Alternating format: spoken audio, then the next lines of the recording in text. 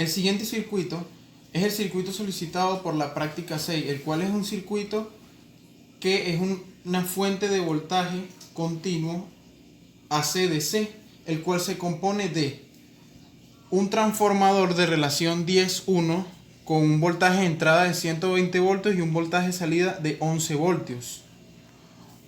4 diodos 1N4007, dos capacitores, uno de 2200 microfaradios y otro de 1000 microfaradios, ambos de 25 voltios cada uno, una resistencia de protección de 330 ohms, un diodo Zener de 5.1 voltios 1N5231B y una resistencia de carga de 330 ohms. Este circuito se compone de tres partes fundamentales, las cuales son la parte rectificadora, la filtradora y la de regulación. En la parte rectificadora tenemos el funcionamiento de 4 diodos, los que hacen un puente de diodos. ¿Cuál es su funcionamiento? Que como el voltaje alterno es oscilante, quiere decir que a una frecuencia él va a oscilar entre polos positivos y polos negativos.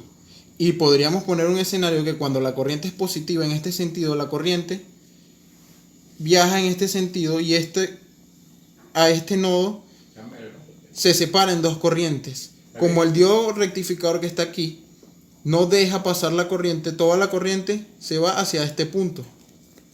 Igual que en el sentido inverso, si suponemos que la corriente viaja del lado positivo hacia acá y del lado negativo hacia acá, la corriente viaja en este sentido y este diodo que está aquí no deja que fluya la corriente en este sentido, por lo cual toda la corriente se va hacia acá. Si lo vemos gráficamente, una onda sinusoidal del voltaje, este sería el voltaje alterno que emana el transformador, pero al ser rectificado por el puente de diodos, tenemos una onda de este tipo. Luego de la parte rectificadora del circuito viene la parte filtradora, que se compone de los dos capacitores. Estos capacitores, al momento de que la corriente fluye en sentido positivo, se cargan. Viéndolo de esta manera más gráfica, cuando la corriente llega a su pico máximo, el capacitor se carga, y cuando este empieza a disminuir la corriente, el capacitor empieza a descargarse formando una especie de onda rizada que gráficamente a los 60 hercios, que es la frecuencia de la corriente local, se vería una forma de onda de tal tipo, el cual tiene un rizado muy pequeño. Y por último sería la parte reguladora, que se compone del Zener. Este Zener lo que hace es regular el voltaje hasta su voltaje nominal, que en este caso para este circuito es de 5.1 voltios.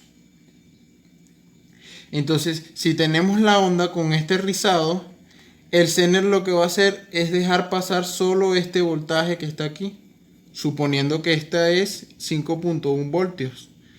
Y así la corriente alterna es transformada en corriente continua. Procederemos a probar que la tensión de entrada es alterna y que la tensión de salida es continua. Procedemos a conectar el transformador y con ayuda del multímetro lo ponemos en escala alterna con una escala de 20 voltios, y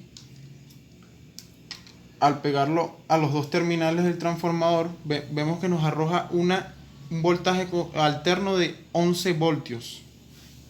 Y si nos vamos al diodo Zener, en el diodo Zener vemos que no hay una tensión alterna, pero si cambiamos la escala a 20 voltios en tensión continua, vemos que el diodo Zener nos arroja un voltaje de 5.2 voltios.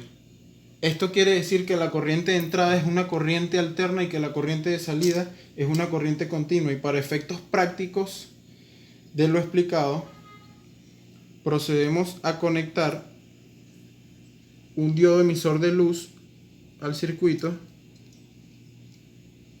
para probar su funcionamiento.